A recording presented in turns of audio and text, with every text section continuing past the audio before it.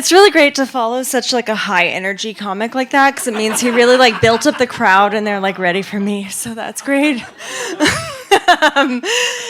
So I'm trying this thing where I'm like drinking less because it turns out that being drunk and like almost 40 is dangerous. Like when I was in my 20s, okay, I would get drunk and I would, I don't know, hook up with some guy with a beard, right? Now I get drunk and I apply for frickin' apartments. That is not a joke. I really did that. I went out for happy hour. I had a couple drinks. I went home. I started swiping around on Zillow. Woke up the next morning with a hangover and a 1-bed, 1-bath.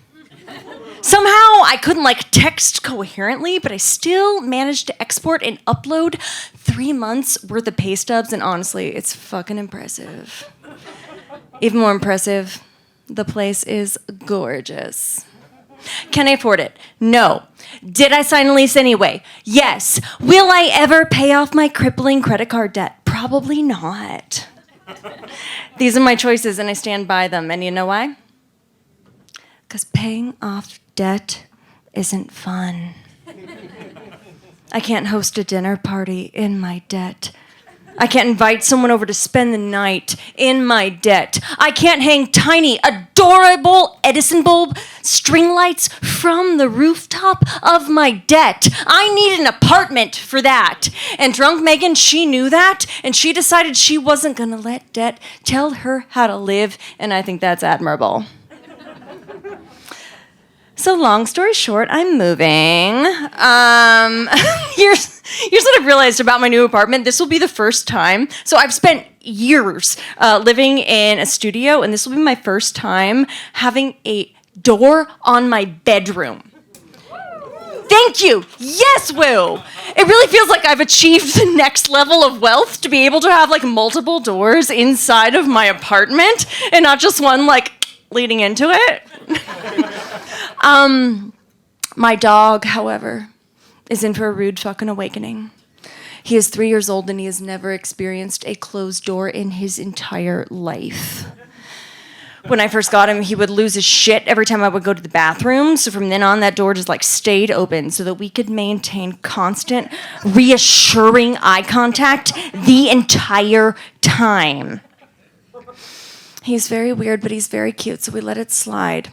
What? More about my dog? Okay. He's a Chihuahua.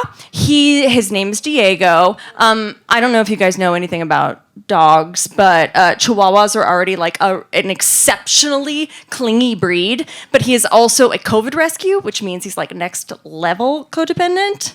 I mean, this guy is like obsessed with me. Sometimes it crosses into Norman Batesy territory.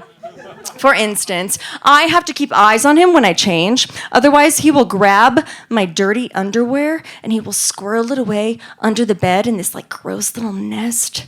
He will sit there for hours like an 8th grader with a glue stick, just getting high off mama's scent.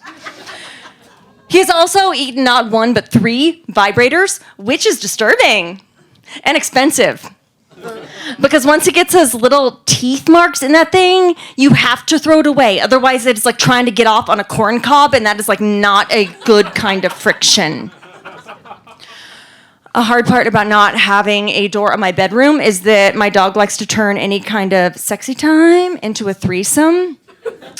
I was hooking up with a guy, and my dog actually jumped into the bed and started licking the guy's ass, which was upsetting for both the dog and the dude. The dog, because like he's seen mom do it a million times, but suddenly he does it and it's like not cool or whatever.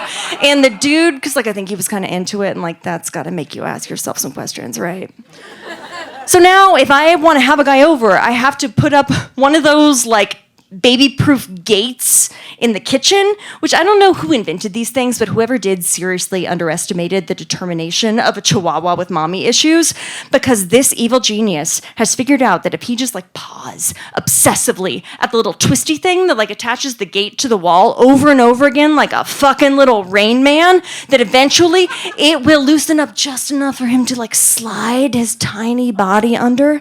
So now if I want to have sex, I gotta first siphon him off broth in the kitchen like a wild mongoose, slather peanut butter into a Kong, lob it over the gate like a fucking hand grenade, and then tell the guy I'm with, listen, buddy, you got 15 minutes until that little pervert breaks free, so you had better be hard and in my bed by the time I finish the sentence. Do you understand? Luckily, it's like really, really hot. Thanks so much, you guys. I'm Meghan Reardon.